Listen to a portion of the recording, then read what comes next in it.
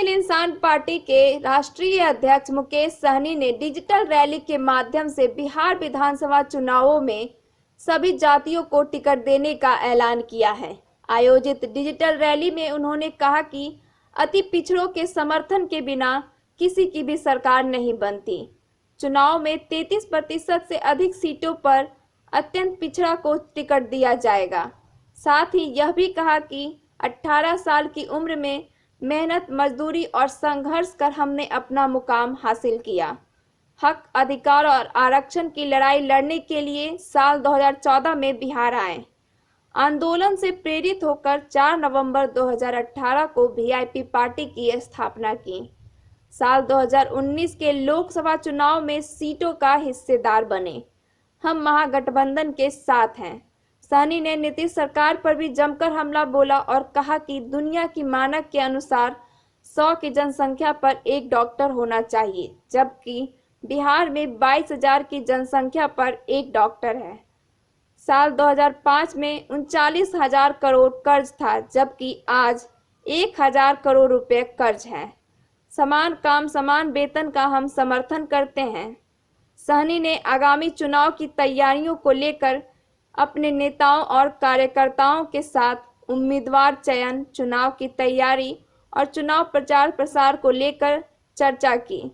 इस मौके पर पार्टी के महासचिव छोटे सहनी, राष्ट्रीय उपाध्यक्ष बैद्यनाथ सहनी, ब्रह्मदेव चौधरी, प्रदेश प्रभारी संतोष कुशवाहा, विकास सिंह बड़हिया, विश्वनाथ प्रसाद यादव समेत कई लोग मौजूद थे। जी हाँ, देखिए कोरोना महामारी के बीच में चुनाव का समय नज़दीक आ चुका है और जिस तरीके से पूर्व में चुनाव का तैयारी होता था तो उस तरीके से इस बार तो होना नहीं है।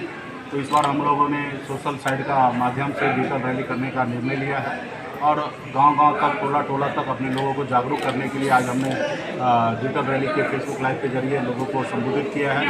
इसी तरीके से हम लोग, हमारी पार्टी के सभी पदाधिकारी अलग अलग क्षेत्र में, अलग अलग जिला में इसी तरीके से लोगों के बीच में कनेक्ट होने का काम करेंगे। आज हमारा बिहार विधानसभा चुनाव के 2020 के लिए आज हमारी पहली वर्चुअल रैली रहा और आने वाले समय में इसी तरीके प्रकार के हम लोग काम करेंगे कोई प्रदेश में। नहीं, ठीक है, देखिए उस पर जैसे है कि कुछ पॉलिटिकल पार्टी है बिहार में जो आप मानते हैं और आपको भी पता है अपूर्व संपत्ति है, संसाधन है, उसके जरिए वो बहुत कुछ कर सकते हैं, लेकिन हम लोग उतना कुछ नहीं कर सकते हैं। तो इसलिए हम लोगों ने चाहते हैं कि हम लोग जितना हो सकता है उतना हम लोग सोशल साइट का भी ध्यान लेके काम करेंगे। उसके साथ साथ हम चाहेंगे कि बिहार के जनता के बीच में भी सोशल डिस्टेंस का पालन करते हुए, जिस तरीके से आज मंदिर मस्जिद खुला हुआ है, जैसे मार्केट खुला हुआ है, तो उसी प्रकार से हम लोग भी जनता के बीच में कनेक्ट होने का कोशिश करेंगे। जनता के बीच में जाएंगे, जनता का दुख दर्द सुनेंगे, समझेंगे और फिर उसके अनुकूल राज्य में रह कर काम करेंगे। घर में बैठकर आप क्या सोच सकते हैं? आप सिर्फ सत्ता लेने के लिए आप नहीं रह सकते ना, आपको जनता के बीच में उतरना भी चाहिए। चाहे वो हर पॉलिटिकल पार्टी को जाना चाहिए, जनता का गांव घर सड़क देखना चाहिए कि किस तरीके से आज समस्या है। तो घर में बैठ कर सत्ता प्राप्त कर लीजिए और फिर 5 साल राज कीजिए, ऐसा हम नहीं चाहते और जनता भी को भी ऐसा नहीं होना चाहिए। तो इसलिए हम लोग चाहेंगे जनता के बीच में भी जाए, सरकार उसके लिए कायदा कानून नियम लागू करे, चुनाव आए और उसको हम लोग पालन करते हुए जाएंगे। राजद के खिलाफ, तेजस्वी यादव के खिलाफ 24 संपत्ति का खुलासा का दावा किया है स्थापना दिवस पे। उन्होंने अपना 15 साल का रिपोर्ट कार्ड जनता के बीच में लाना चाहिए ना। 2005 में बिहार में 39,000 करोड़ कर्ज था, आज 1,68,000 करोड़ रुपया कर्ज हो गया। इसके ऊपर आप ध्यान दीजिए ना। दुनिया में 1,000 डॉक्टर के ऊपर, 1,000 आदमी के ऊपर एक डॉक्टर होता था, आपके इधर 22,000 लोगों पे एक डॉक्टर है। बिहार का स्वास्थ्य व्यवस्था कहाँ आप ले गए? आज 1-1 लाख शिक्षक का वैकेंसी है, खाली है पद। आप 5 साल से सो रहे थे। 5 साल पहले आपको भरना चाहिए, हर साल आपका 20-20 हज़ार, 25-25 हज़ार शिक्षक को बहाली करना चाहिए था, ताकि बच्चे, बिहार का बच्चा अच्छे से पढ़ लिख के काबिल हो सकता था। आप अपना रिपोर्ट कार्ड जारी कीजिए ना। रहा कि कानूनी व्यवस्था में अगर कोई गलत किया तो उसको कानून उसको देखेंगे। आप तो सरकार है, आप अपना रिपोर्ट कार्ड पेश करना चाहिए, ना ही कि मुकेश सहनी हो या अन्य किसी व्यक्ति विशेष पे आपको टिप्पणी करना चाहिए। हाँ, उसके लिए कानून व्यवस्था बना हुआ है, कानून अपना काम करेगा। नहीं मिल रहा है, दूसरे राज्य में जाके उन्होंने तकलीफ के साथ सारा जिंदगी अपने जी रहे हैं। तो हमारा मुख्य उद्देश्य होगा कि बिहार में हमारे युवा साथी को रोजगार मिले। इसके लिए सबसे पहले लॉ एंड ऑर्डर को ठीक करना पड़ेगा। लॉ एंड ऑर्डर ठीक होगा तो आपके बड़े बड़े उद्योगपति, बड़े बिजनेसमैन बिहार में आएंगे और फिर बड़े बड़े फैक्ट्री खोलेंगे। जब तक उसका लॉ एंड ऑर्डर ठीक नहीं होगा तब तक कोई भी बिजनेसमैन या उद्योगपति बिहार में रुक नहीं करेंगे।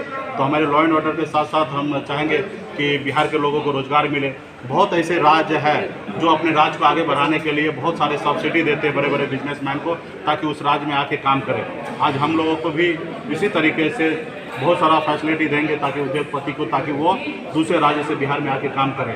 आज जैसे इंपोर्ट की बात है तो हर राज्य 3.5 लाख करोड़ रुपये का इंपोर्ट होता है भारत में, लेकिन बिहार कुछ भी नहीं करता है। तो हम चाहेंगे कि बिहार में जो बिजनेसमैन बिहारी है जो दूसरे राज्य में रहकर इंपोर्ट करता है, वो बिहार में रहकर इंपोर्ट करेगा तो 1 करोड़ के पीछे 18 लाख रुपया सरकार को रेवेन्यू आएगा इंपोर्ट पे। 18,000 रुपया GST के तौर पे उनको कलेक्ट होगा और 18 लाख रुपया कलेक्ट होगा तो उसमें 9 लाख रुपया केंद्र सरकार का जाएगा, 9 लाख रुपया राज्य सरकार को मिलेगा। तो आप हम ये तो इजीली करा सकते हैं। तो इसके लिए थोड़ा सा फैसिलिटी देने की आवश्यकता है, बैंक गारंटी देने की आवश्यकता है ताकि बड़े बड़े उद्योगपति बिहार में आए। तो ऐसे बहुत सारा काम है जो करने की आवश्यकता है, लेकिन कहीं ना कहीं ये जो सरकार है वो बिहार तक ही सीमित रहे। अपने जीवन काल में संघर्ष किए, बिहार के मुख्यमंत्री बनने के बाद बिहार में रहे, बिहार से बाहर क्या हो रहा है माननीय मुख्यमंत्री जी को पता नहीं है। तो इसलिए हम लोग बाहर रह चुके हैं, हमें पता है कि किस तरीके से बिहार में रेवेन्यू जनरेट किया जा सकता है। उसके ऊपर हम आने वाले समय में काम करेंगे। छोटे छोटे स्मॉल इंडस्ट्री को हम लोग बढ़ावा देंगे। आज बिहार में आप छोटे स्मॉल इंडस्ट्री को बढ़ावा देंगे तो नेपाल तक अपने सामान को आप बेच सकते हैं। तो बहुत सारे चीज़ हम लोगों को काम करने का चालू कर दिए।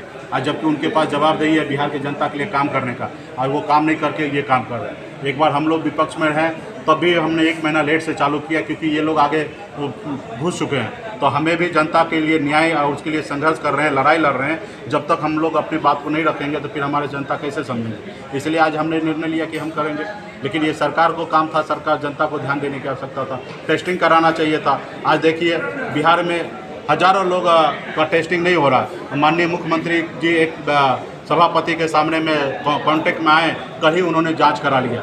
जितना आप अपने जान का फिक्र रखते हैं, अपने लिए 12 घंटे के अंदर में आप जांच करा लिए, उतना ही फिक्र आपको जनता का भी रखना चाहिए।